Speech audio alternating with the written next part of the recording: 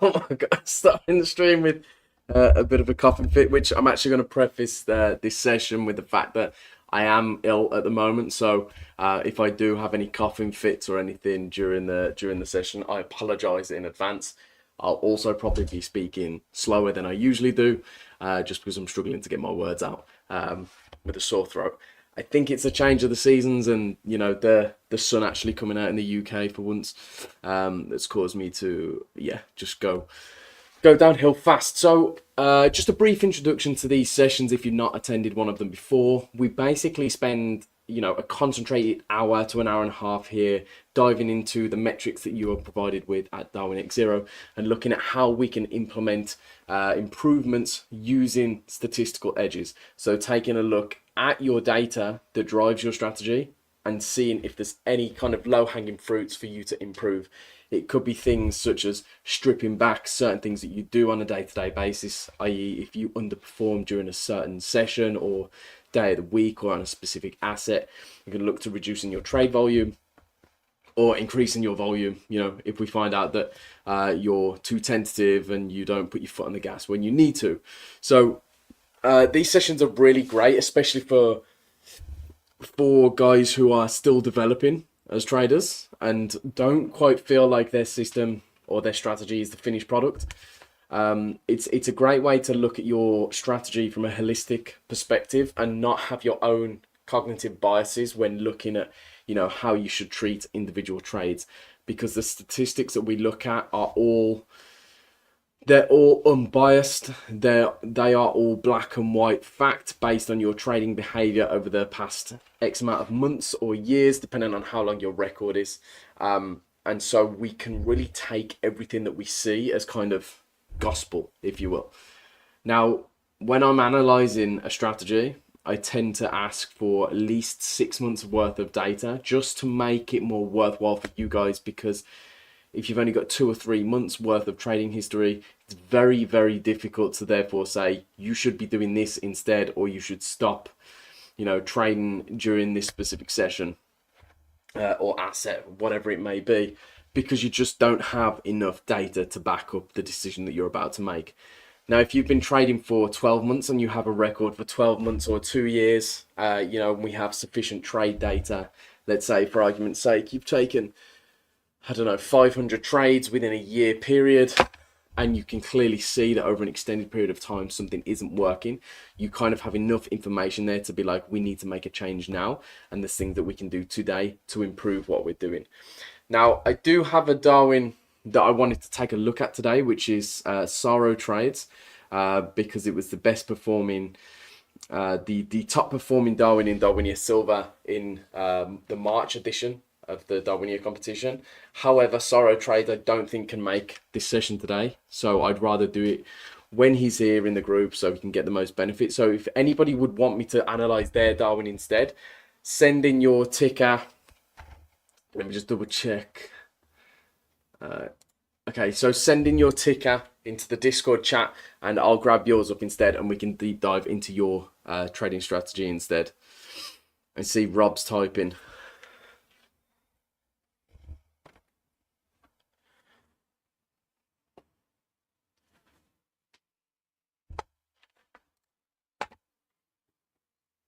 I probably should have checked at the beginning as well. You can all see my screen, right? You can see me in the corner and you can hear me okay. There's no audio or tech issues, is there? SPWL. Yeah, it's you don't have, is it what, 3 months? No, SPQL. Oh, what's going on? PWL.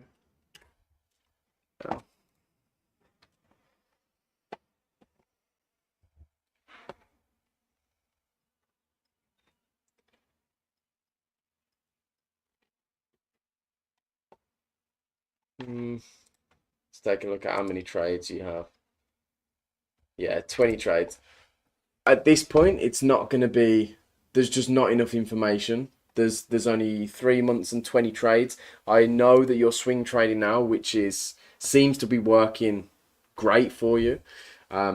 And I'm really, really happy that you finally found a strategy or an approach that's working for you. So just stick to what you're doing for now. There's not too many refinements at this point that I think we should start making because you trade so infrequently. And I think the market that we're in right now benefits a swing trader more. So I would just keep cracking on, doing what you're doing.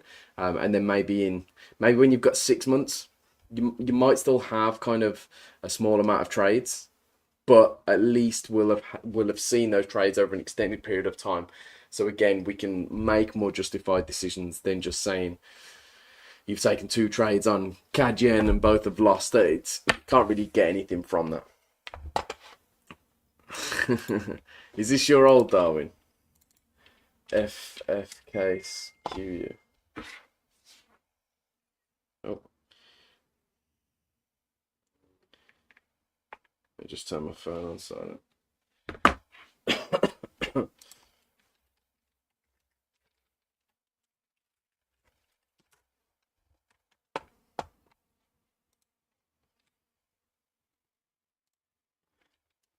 Does it not exist anymore?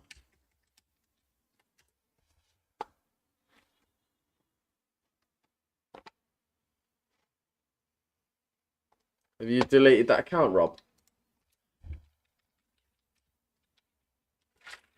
Or is it?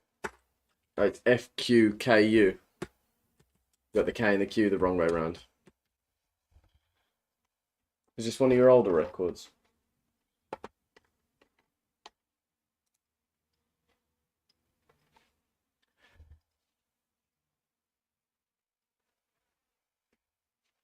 Yeah, so I mean, is this one that you've cancelled, or is this still going? Yeah, this is still going. Listen, day trading, I would be potentially taking a step back from this and focusing solely on what works for you, which seems to be swing trading. You've had quite a few Darwins, and we've had a lot of conversations, and I would, having seen all of your different systems and different approaches, the only one that looks to be like it's gelling with you as a trader is SPWL. Is that the one? Yes, SPWL. Not every person can trade every market condition. Some people are more attuned to being a scalper, intraday trader, position trader, swing trader. And I think you specifically are much, much better at being a swing trader. So I would potentially get rid of all of these other approaches and systems because they are kind of just a distraction, and focus on the one that's working for you. So I would be putting all my time and effort and energy into SPWL at the moment. Again, I mean, I don't think there's too much to really take a look at on this strategy, because I'd kind of want you to go harder on the swing strategy side of things.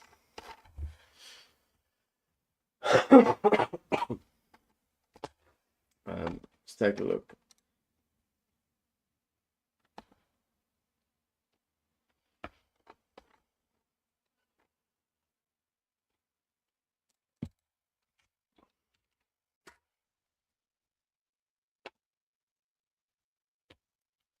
Okay, that makes sense. That makes sense. Trading less with it. Yeah, I get that. Makes sense. Just keep doing what you're doing. Then the only thing I would say is, if swing trading's working for you, potentially try swing trading on this account as well. You know, if you've got the permanent allocation on it, correlation won't be an issue. Or, you know, use it to test out new pairs on your swing trading approach or something like that. Or maybe take the same positions but manage them slightly different. So let's take a look at SPWL. I know I said we don't have enough data, but at least we'll get a look into what you're doing now and if there's anything else you can do. So April, there's nothing really to read into. We're only 2 days into the month. Risk multiplier is higher on SPWL. Okay, we'll take a look at your VAR. Let's have a look. Okay, so your VAR is 1.99%. Okay, so I presume you're taking small positions and then kind of just running them for a long period of time, which is great. This is super stable, by the way. This is exactly what you want from your value at risk. There's There's no real good or bad VAR. There's high and low, and the higher your value at risk is, generally just means the higher approach to risk you have, or the higher exposure you have at any given time, and the more chance you have of blowing up an account, or losing a significant amount of capital, in terms of through a drawdown or something. The fact that yours is 2% means that either you're trading a really low risk system, which it seems to be anyway, because you're swing trading, you've taken 20 trades over 4 months, but also would tell me you're trading with quite small size too, which is fantastic. But the consistency here is kind of the really, really important thing.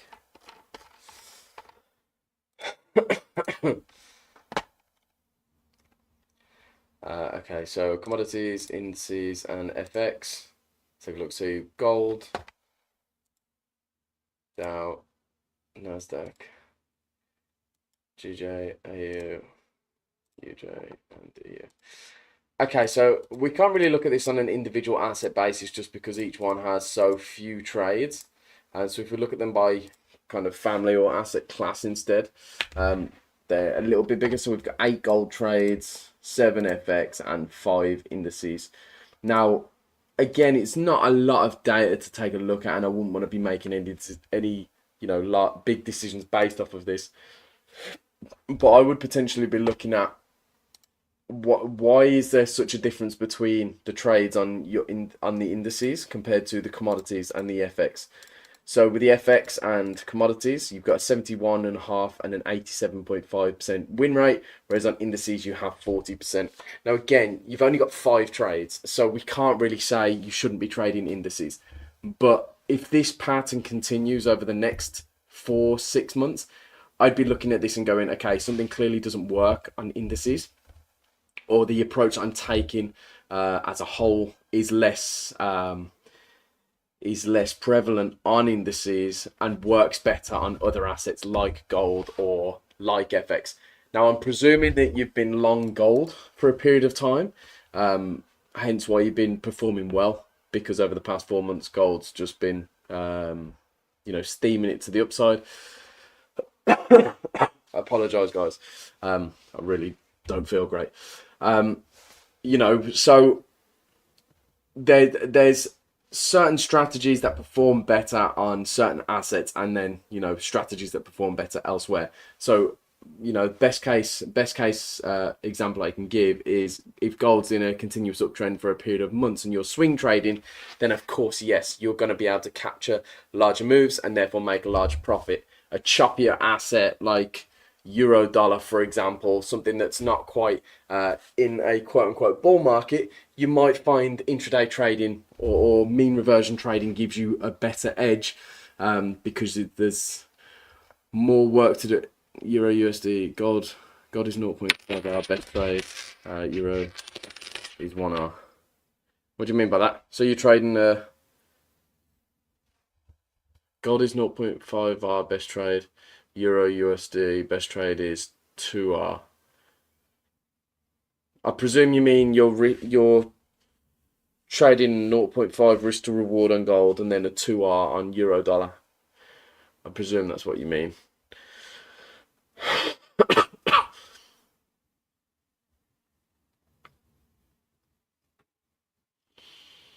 I have to take my jumper off. Bear with me 2 seconds.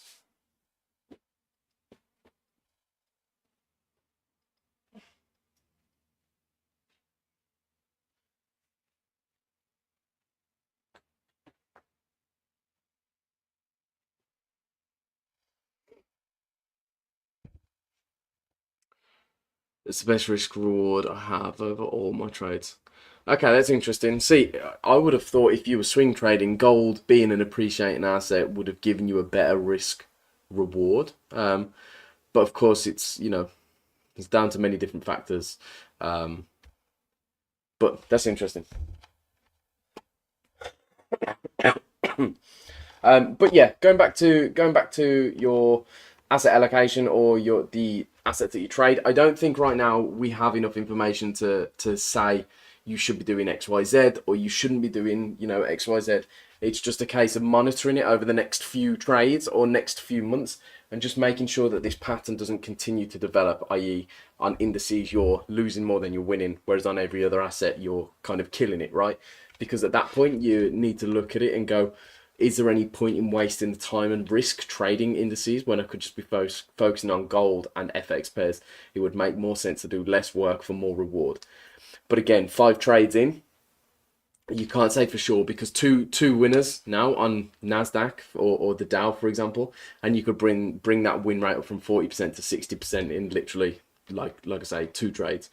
So it's just something that I would be aware of, just because of how well you performed over the past 4 months on the other assets. And I would just monitor it moving forward. And like I say, just be adaptive, but constantly monitoring this, like looking at this week in, week out, and just understanding, okay, how did I perform last week? What did I trade? How did it go? Is there any patterns I need to be aware of? And in this case, you know, like I say, it's just the disparity in win rate between asset classes. But just monitor that over the next couple of months.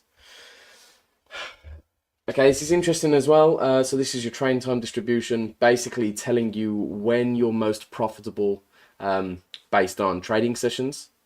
Now, there's nothing really of concern here.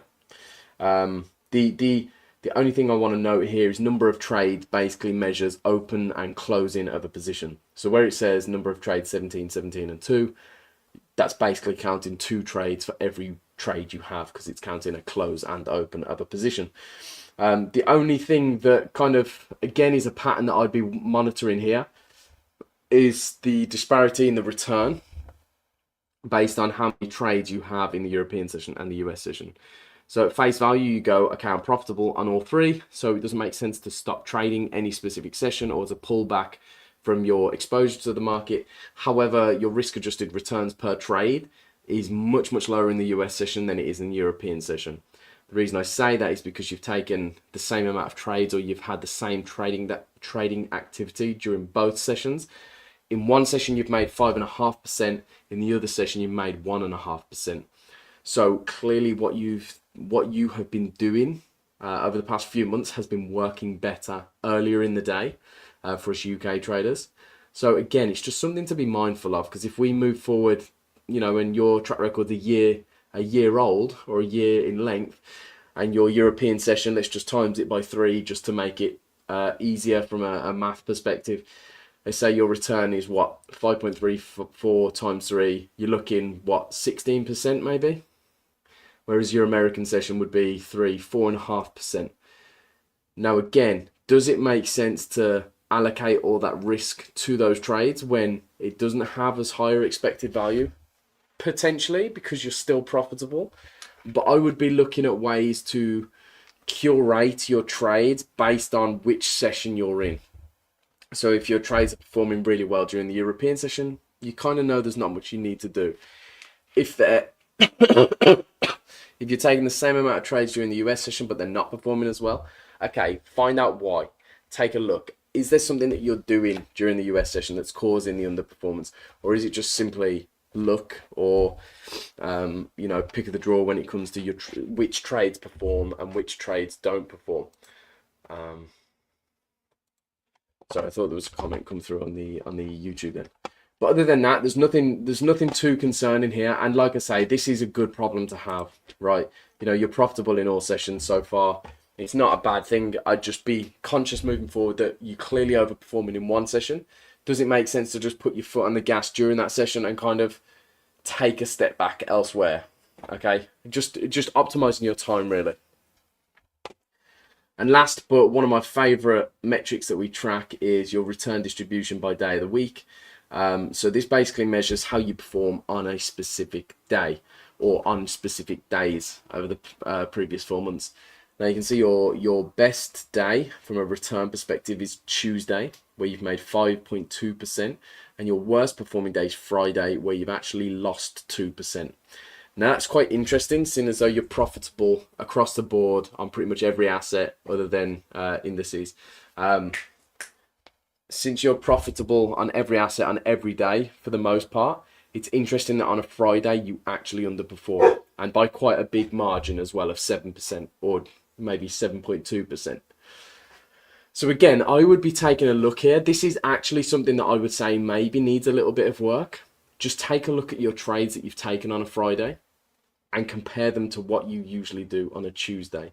You might find that Fridays just aren't the day for you, and that over an extended period of time, if you do a large back test or you keep monitoring this moving forward for the next few months / years, you might find that actually you'd be better off not trading on a Friday. At this point, I don't think you're deep enough in, and again, 1 or 2 good Fridays could put you in the positive and make it well on its way to being your best trading day. So I wouldn't make any rash decisions just yet, but again, it's a pattern that I would be monitoring moving forward and trying to ask yourself the question, is there a reason for that disparity? Or is it just, chance or potluck that your Friday trades have been worse? Because if we look at this, you see all of the other days, they're kind of slowly edging up over time. Friday is the only one that consistently moves to the downside. I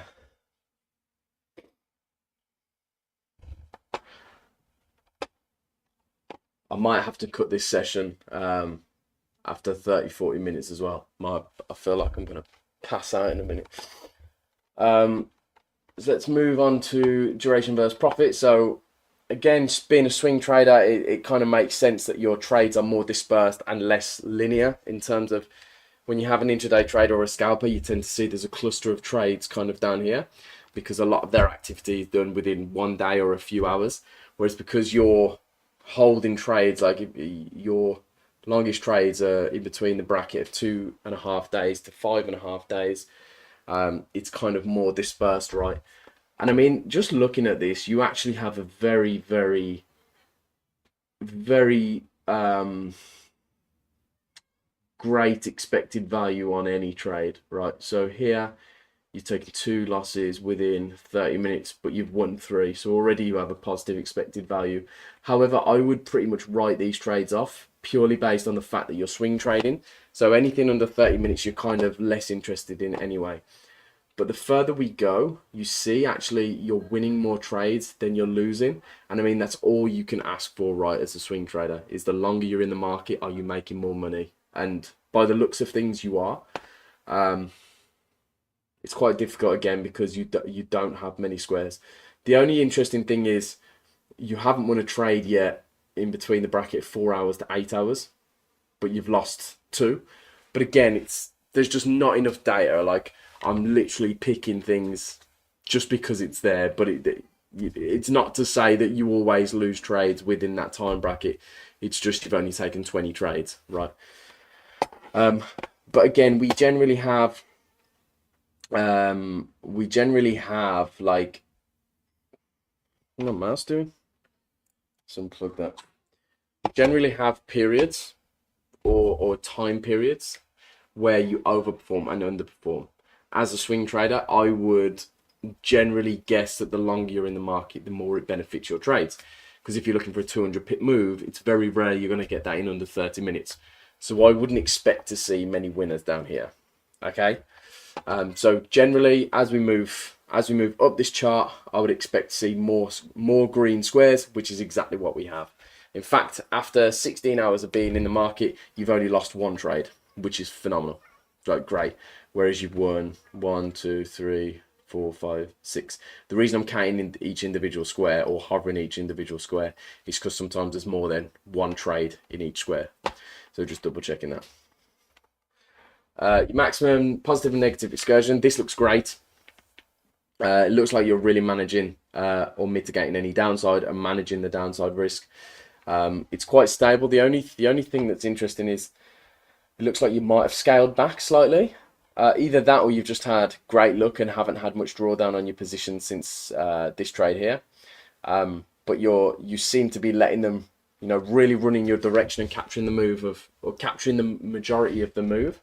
You've been relatively flat during this period and during this period here, but this is what happens to swing traders, right? And it's the risk of being a swing trader is you might make the majority of your return on 4 or 5 great trades throughout the year, right? Evident here, you've got this trade, and this trade, which are 3 big winners. Now that's over a 3-month period. You might, as a swing trader, you'll probably see more round trips than profitable trades. Now, what I mean by that is you'll probably see a lot of trades run in your direction, come back, knock you out. Run, come back, knock you out. You might take a small profit, you might take a small loss, you might take a break even. But then there might be one or two trades a month or one or two trades a quarter that really build your account and provide you with a return. Which is, again, like I say, evident here. You've got this trade, and this trade, which you milked and have pretty much built your record. The rest are kind of, I mean, you've got these two trades as well, which are okay. They're not as good as these, but the rest are just kind of up, down, tiny little moves. And then three trades are like, bang, yep, that's built your account, at least for the previous 4 months. Dominico said, hi, Kieran, and hi, all of you. How we doing, dude? I started Darwinex here on 15th of January, and that's my 3rd month. My Darwin's name is UTVV, if you're interested to see how I'm going. I feel like I've seen your Darwin before. Let me check. I'll know if I have, because it'll be in here. Oh, no, maybe I haven't.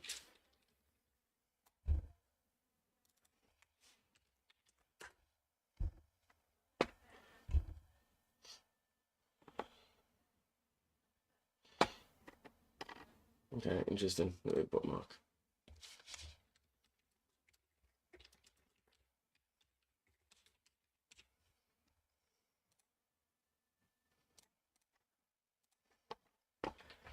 And then we've already touched on your bar too, so we already know what your buy your risk is. So I mean, Rob, dude, I mean, this is fantastic, especially for me knowing your performance on your other Darwins. Seeing this is a huge step up in what I've seen you be able to accomplish in the past.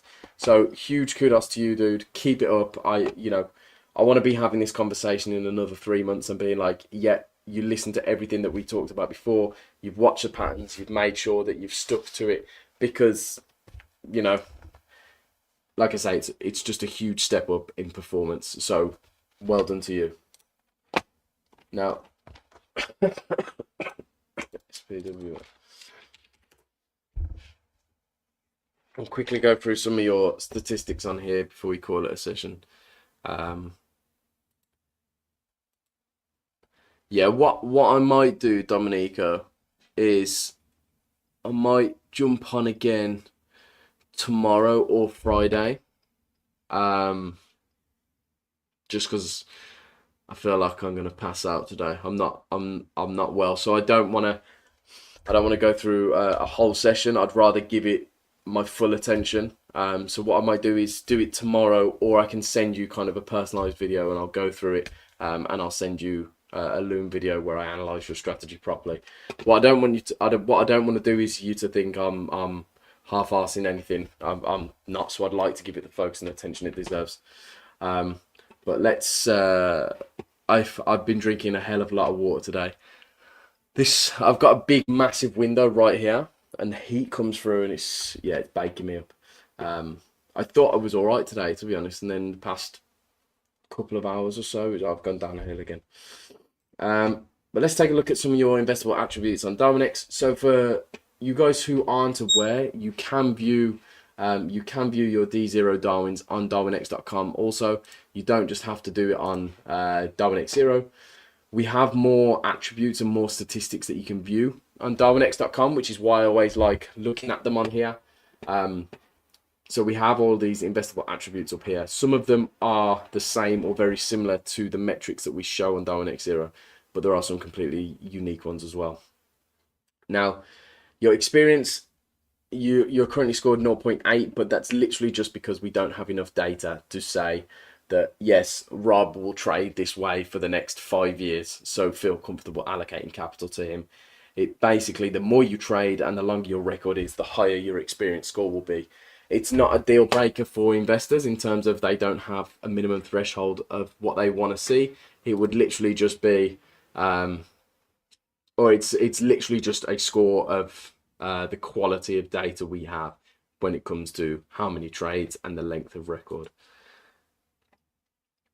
Market correlation, I always say this, but most traders, if not every trader, generally has a high and above 9 score on market correlation. What it measures is your ability to trade both directions. So do you long as well as you short? Do you short as well as you long?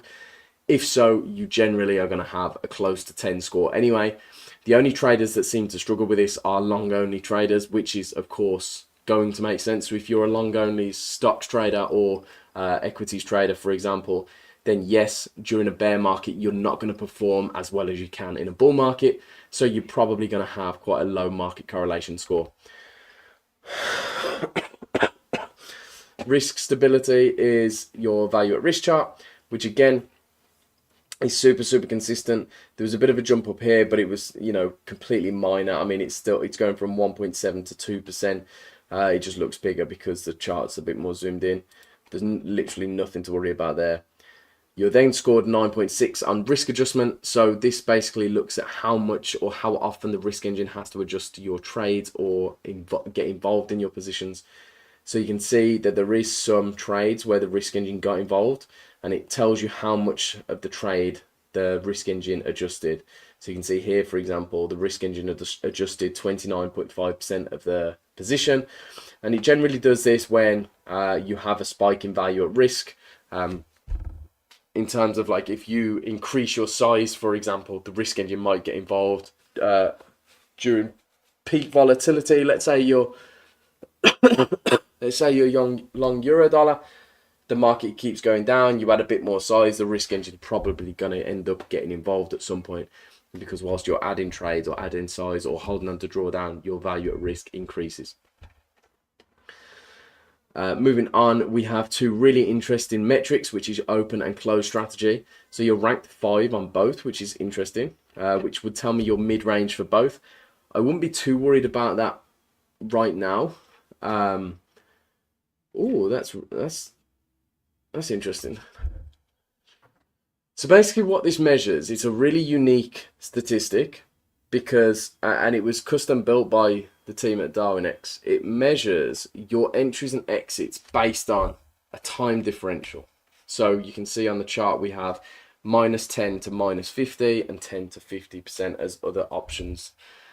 And basically what that's measuring is your average trade duration, take away or add. So on your entries, if we was using -10, for example, and your average trade duration is 10 hours, a -10 would be -1 hour. So entering the trade an hour after you normally would.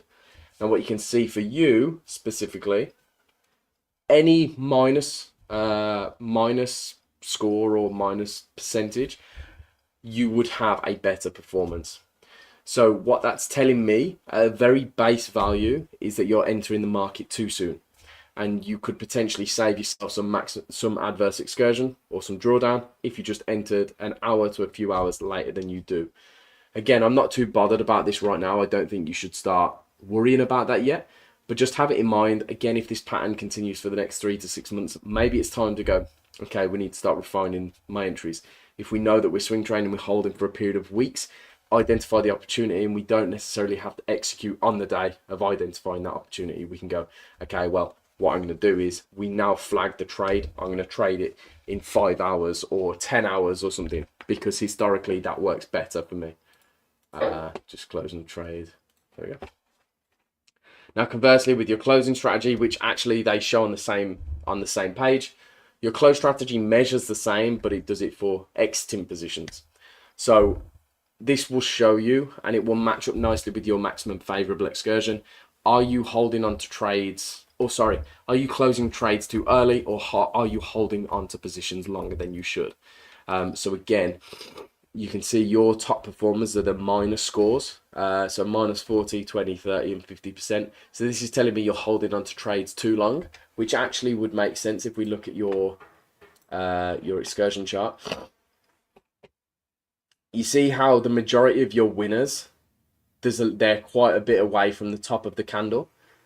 So this would tell me that instead of like, you would potentially benefit from exiting trades sooner, because what you're seeing is they're running, they're turning against you, and then you're getting out for less profit than you would have at the peak.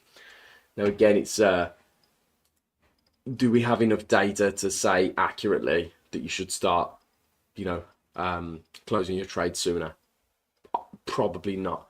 But I would be watching this and making sure that you don't drop down through the ranks, and potentially trying to, if you know your average trade duration is 2 days, maybe taking a look at your past positions and going, okay, what would happen if I'd ever, in fact, probably one of the best things that you can do right now, because you don't have a lot of trades, so testing things and doing simulations is actually very, very easy for you. Whereas if you've got 1,000 trades, it gets a little bit more difficult. Get a journal, get all your trades, all your metrics, so the time of closing, how much profit you took, etc., and work out how much profit you would have made or how much of a loss you would have made if you'd have exited an hour earlier, 2 hours earlier, 3 hours earlier, 4 hours earlier, and additional 1 hour, 2 hours, 3 hours, 4 hours. Compare them all over all 20 trades and look at where your P&L would be right now. That's what I would be doing. I had a few losses during Cali, which I think affected it overall more. I think it's difficult because some trades seem to ruin in my favour after I closed last 2 trades. Went more in my favour. If I closed some trades earlier, I'd have under 2R. Yeah, I mean, don't get obsessed with risk to reward. I would keep trading as you are, but then I'd be looking retrospectively at your data. So instead of going, I need a 2 risk to reward, or I don't want to take less than a 2 risk to reward.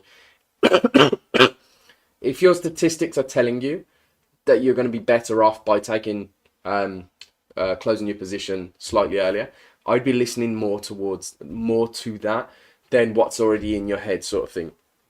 So just keep monitoring it. But again, like I say, I don't think at this point, I genuinely don't think you're doing anything wrong. I think we just need more data. So just keep doing what you're doing. But I still would say it's a beneficial task for you to run a simulator. So just go, okay, what would happen if I'd have held my trades 10% longer, 20, 30, 40, 50% longer, 20, 10, 30, 40, 50% shorter. And it would just be interesting for you to know the numbers on that as well. If you need help with that, let me know, and we can either jump on a call, or I can lay out a spreadsheet for you where you can run that simulator, because I know it can be quite tricky to set that up. The next 3 are all the same thing, which is the duration consistency, which we've already looked at in this chart. It's just laid out slightly different. Loss aversion we've already looked at as well, which is your maximum excursions. And again, you've scored 9.6 out of that, which is great because this does look good. And again, like the majority of swing traders, you know, the majority of your record is built up of a few trades, which is great. Now, one of my favorite metrics that we have is under the performance tab, or the performance attribute here. And currently, this is basically exactly the same as a Monte Carlo test. So what we do is we take your strategy and we compare it to 10,000 random strategies operating all from the same risk level. So this isn't measuring you against actual traders, it's measuring you against random strategies. So all operating at the same risk, how would you perform against 10,000 other random systems? And you can see right now you're on the 95.22 percentile, which in essence means that you're currently outperforming 9,521 of the 10,000 uncorrelated random strategies, which is phenomenal. Now, you can't really take much data away from this performance chart. The only thing I like to do with this is when I start making changes or start suggesting changes, is just watch how this performance chart updates. So if you start cutting down certain things that you're doing, or you start implementing additional measures or whatever it may be, watch your performance chart and see how it updates in real time, because this is going to give you instant feedback if what you're doing is correct or if what you're doing shouldn't have been done.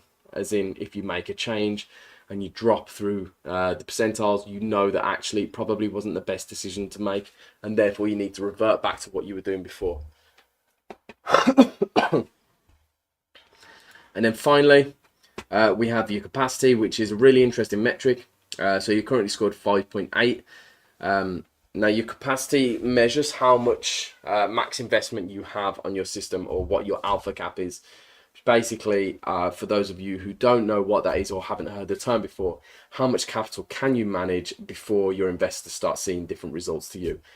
We work this out by looking at the toxicity flow of your trading and seeing how much a return an investor would have if they were getting certain amounts of slippage.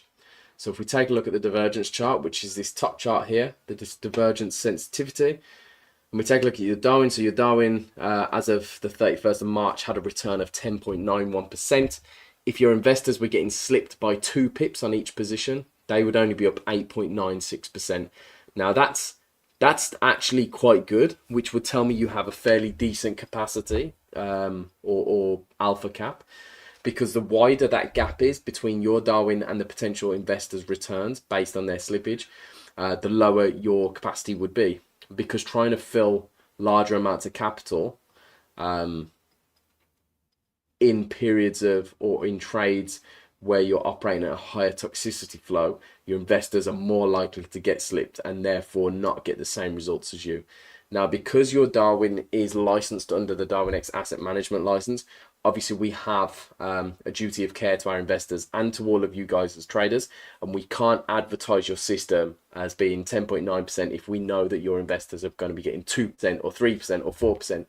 And therefore we will stop taking investors into your strategy once we know your alpha cap. So if we know your alpha cap's 10 million and you hit 10 million investors or AUM from investors, we would not allow any more investors to come into your system, purely based on the fact that all of your investors, the more capital we let in, the worse your investors are going to see from a performance perspective. So right now your max investment is 11.5 million, which is a great starting point. I did expect it to be slightly higher because I know you're coming from a swing approach, but this is fluid and it does update over time. Always ignore this initial jump here. I believe that comes from when your Darwin's being calibrated and comes out of the calibration phase. It generally recalculates, and so every single Darwin has this initial bump, but you can see it's slowly been coming down over time. I'm not sure what that is, why that is. It could just be based on the assets or time scales that you're trading, but I wouldn't know without seeing each individual position. It's a tough metric to, or a tough thing for me to give advice on, because there's not one suggestion I can give that suits every single trader. The only thing I would say is the longer that you sit in trades, the better. The more liquid trades that you or the more liquid assets that you trade, the better. The more liquid times of day you trade, the better, because your investors are going to have better conditions to get in and out of the market, and therefore they're going to have more replicated returns as you will, as the trader as well. But again, it's kind of, this kind of thing isn't a problem until it's a problem. Like, you're not going to have a problem here, Rob, until you've got 11 million under management, and then you're going to start panicking. How do I increase my alpha cap? How do I improve my max capacity? But like I say, you know, with 11 million, I wouldn't be too concerned, but maybe over the next few years, you would just build up ways to increase this, whether it's you just focus solely on highly liquid assets like your golds, euro, dollars, and you drop things like the Dow, for example, or less liquid assets, and then you stop trading during lower liquid times of day, and then you know, maybe just focus on the European session, for example, and you'll see this update over time, and again, you'll get real-time feedback. So if something works, you'll see it increase. If something doesn't work, it'll decrease, and you know you need to revert that change. Whew. Does all that make sense, Rob? I hope it does. And I apologise if I've been a little bit all over the place. I'm currently sweating. I was going to say something rude then. Sweating my knackers off.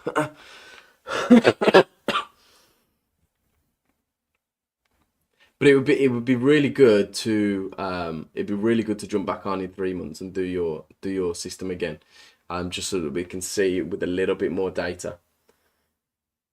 But the key takeaway from this is what you're doing right now is fantastic. don't change anything too aggressively. Just, you know, stay calm and keep doing what you're doing. And then, you know, the more data we have, the better recommendations I can give, and the more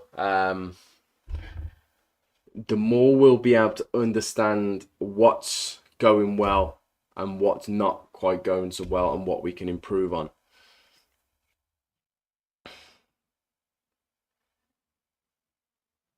Yeah, exactly that. A lot of it makes sense, but as you know, we continue and see what happens as more data comes out. Yeah, exactly that. Just keep cracking on, dude. And then if you notice that something's not quite going so well, jump into your metrics. Take a look at what it is. If you notice that you keep getting smoked on a specific asset, well, take a look, compare it to your trades on different assets. Try and find if there's a pattern, or the complete opposite, if there's not a pattern. Why are my euro dollar trades working a lot better than my Nasdaq trades? Well, euro dollar has this specific pattern on a chart, or this specific variable. It shows up at this time of day, whereas my NQ trades show up at a separate time of day, and it just generally doesn't work as well. It's a bit of manual work, but it's worth it if you're improving as a trader, right? You know, this is kind of the time when you level up and you're becoming more professional. Right, guys, I'm going to call it a session there. Slightly early today, so I do apologize, but I am quite struggling today. So I'll see how I feel tomorrow, because we've already got 2 sessions tomorrow. We've got the Darwin explanation session at 4 p.m. UK time, and then we have an AMA with Juan Colan, the CEO, at 5 p.m. UK time. So if I feel better and we have time in the day, I'll do another strategy development session. If not, in next week's session, we'll do it for like an hour and a half or 2 hours or something. So I apologize if I've been a bit slow and a little bit hazy today.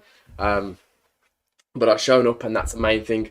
I appreciate you, Rob, always. Guys, have a fantastic evening. I will catch you all. I expect to see you all tomorrow in the Darwin explanation session. I expect to see you all there. Have a fantastic evening, and I will catch you in the next one, guys. Peace out.